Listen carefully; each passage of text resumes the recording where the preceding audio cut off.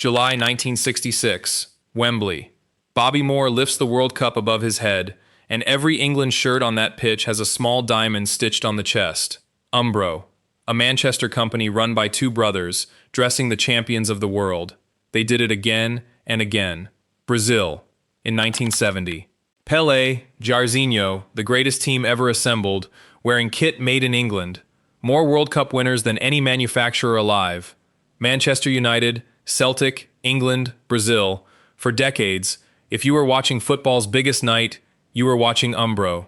Then in 2012, Nike sold Umbro for £139 million.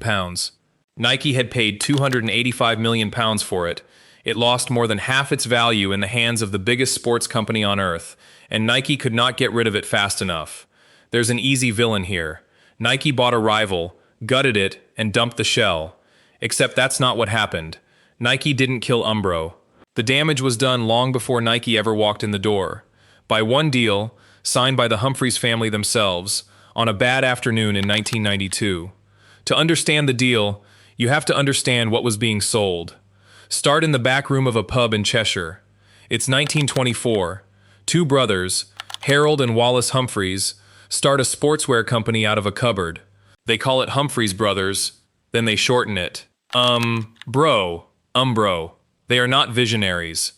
They are two lads from Wilmslow who noticed something obvious. Football was exploding across Britain, and nobody was making decent kit for it. Wool jerseys that itched, shorts down to the knee. Every club sorting itself out however it could. The Humphreys did one thing well. They made kit that footballers actually wanted to wear, and they got it to them fast. By 1930, they had a factory and a 48-hour delivery service, which in 1930 was close to magic. In 1934, Manchester City reached the FA Cup final. So do Portsmouth. Both teams walk out at Wembley in Umbro. City win. And the story goes that afterwards the club sent a note to the little Cheshire firm, thanking them for the comfort and the quality of the strip. That's the whole business model in one line. Not marketing. Comfort and quality. A note from a football club to a factory. Then the war. Umbro stops making football shirts and starts making uniforms for the British Army and interior fittings for Lancaster bombers. The lathes and the sewing machines turn to the national emergency, and then, when it's over, they turn back. And what comes next is the greatest run any kit maker has ever had. By the 1950s, Umbro is dressing Brazil. Brazil win the World Cup in 1958 and Umbro takes over the England contract from Bukta. Then 1966 happens. 15 of the 16 nations at that World Cup wear Umbro. Read that again, not 15%, 15 of 16. A company from a Cheshire pub is dressing almost every country at the biggest tournament on earth, and the 16th was the only one they didn't get. At home, roughly 85% of British football teams were in Umbro kit. There has never been market dominance like it in sport. Not by Adidas, not by Nike. Nobody has ever come close.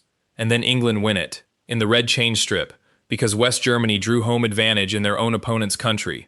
That red shirt becomes the most famous piece of clothing in English history, and it was cut and stitched by a family firm in Cheshire. Celtic win the European Cup in Umbro in 1967. Manchester United win it in 1968 in Umbro. Brazil win the 1970 World Cup in Umbro.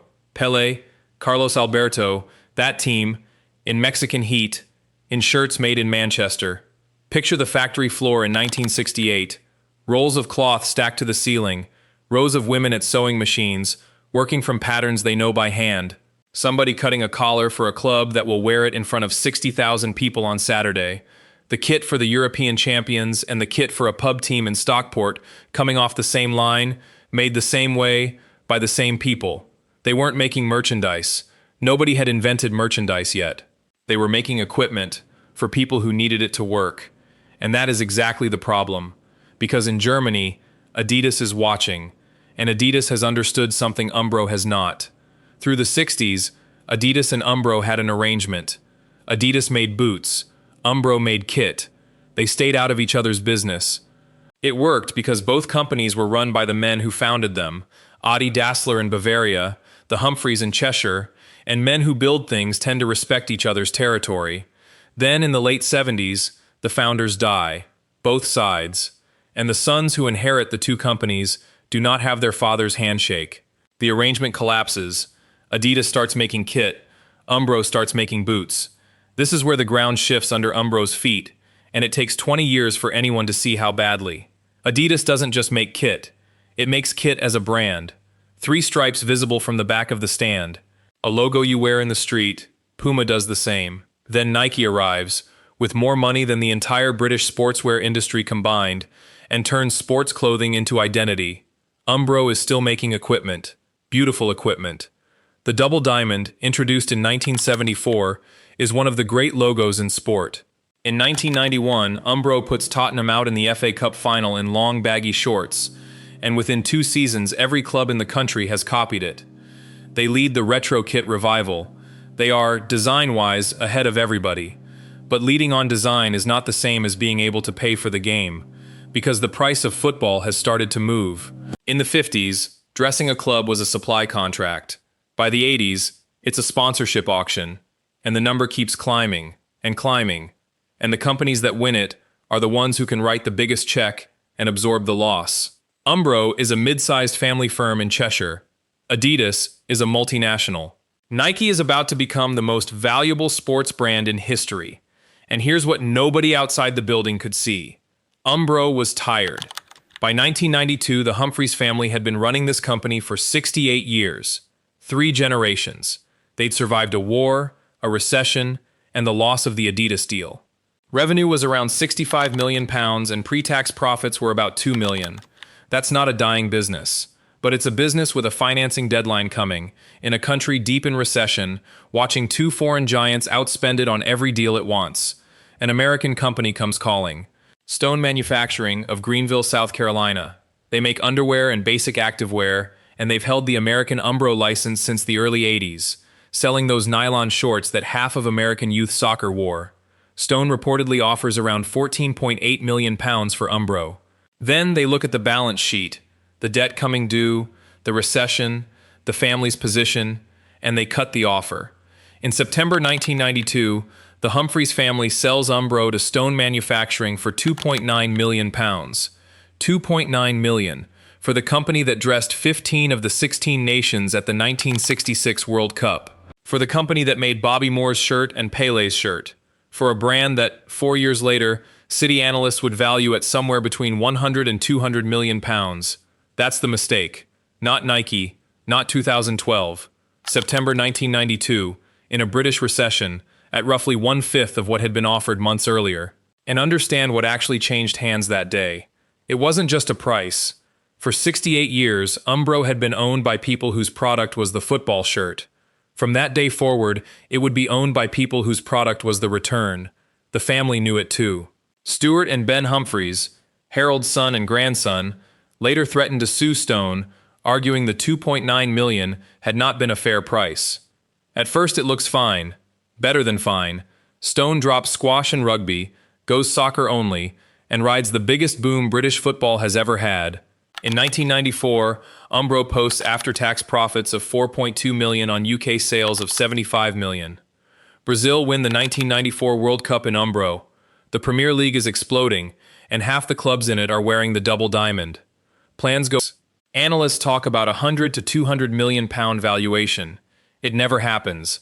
And this is the part where the 1992 sale starts collecting what it's owed.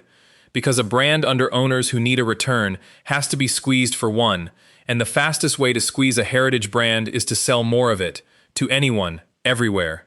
Outlet stores, licenses, the diamond going onto anything that would carry it. Every cheap item with that logo on it makes a quiet withdrawal from an account nobody is refilling. It takes 70 years to build a name like Umbro. It takes about 10 to spend one. Then the numbers turn. In March 1998, Umbro closes its American manufacturing and moves to outsourcing. 562 jobs go. In September, 2,000 sewing machines are auctioned off. The company brings in turnaround consultants, and a consultant is installed as chief executive. Look at what that means. A firm founded on a 48-hour delivery promise from its own factory floor no longer makes anything. It designs, it licenses, and somebody else in Asia sews it. That may have been unavoidable. The whole industry went that way. But Umbro went that way while being managed for sale. And there is a difference between choosing a future and being marched into one. For the year to the end of 1998, Umbro's owned operations post sales of around $196 million and a net loss of £16.5 million, 90 million pounds.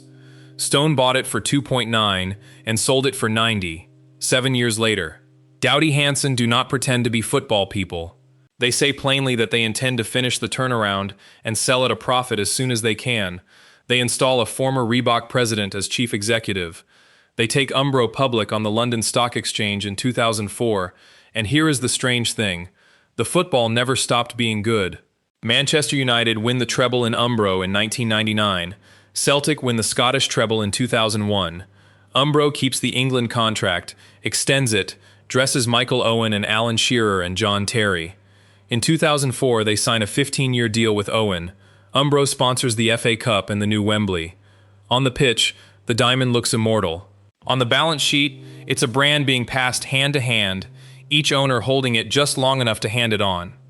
In October 2007, Nike buys Umbro for £285 million, around $580 million. Nike is not buying a football company. Nike already is a football company. Nike is buying England. The FA contract, running to 2018, with the shirt that sells $1 million a year and $3 million in a World Cup year. That's the asset, which means the moment Nike decides it can sell that shirt with its own swoosh on it, the asset stops being Umbro's. That is exactly what happens. In May 2012, Nike announces it wants to sell Umbro and Cole Haan to focus on Nike, Jordan, Converse, and Hurley. Before the sale closes, the FA transfers the England contract from Umbro to Nike. 60 years of Umbro on the England shirt ended by a signature between a parent company and a governing body. The first England kit not made by a British firm arrives in 2013. In October 2012, Nike sells Umbro to Iconics brand group of New York for $225 million, about £139 million. Nike's own filings record a loss of $107 million, net of tax, on the sale. Iconics does not make sportswear. Iconics is a brand management company. It buys names and licenses them out. It owns Joe Boxer. It owns London Fog. It owns Ed Hardy. And so Umbro arrives at its destination. The company that dressed 15 of 16 nations at a World Cup is now a trademark and a portfolio, licensed to more than 30 partners in over 100 countries, sitting alongside underwear brands and raincoat brands in a New York holding company.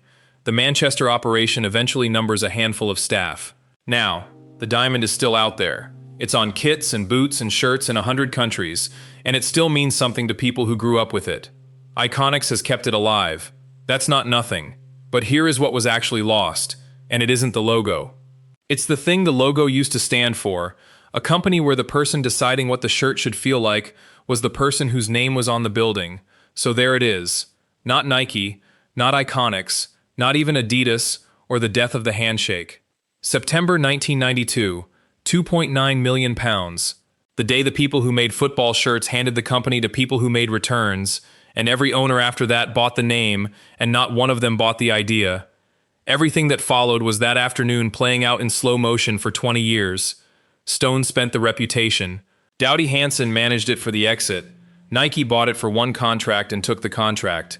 And by the time the game changed for good, there was nobody left in Cheadle with the power to change with it. Somewhere in a loft in Manchester or a wardrobe in Salford, there's an Umbro shirt in a plastic bag. Heavy cotton, stitched collar, made in England on the label, because it was. The company that made it started in a cupboard behind a pub, ended up in a portfolio in New York, and in between it dressed the greatest teams who ever played. If you queued at a sports shop for a shirt with the double diamond on it, or you can still name the England side that won in '66 without looking it up, hit subscribe. We're building the archive these British brands never got, because the people who cut and stitched that kit in Cheshire deserve to be remembered properly.